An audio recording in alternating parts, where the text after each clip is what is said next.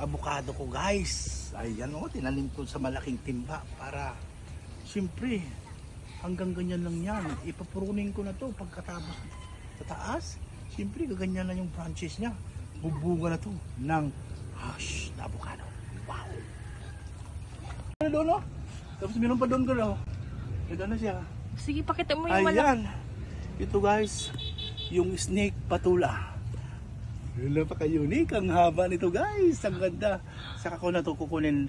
Meron pa doon. No? Patatabain Yun pa. guys. Oh, may isa doon. No? Correct. Tapos meron din doon. Tingin ka dito. Oh. Ayan. No? Yun doon. Ah. Tingin ka dito. Picture ka ta.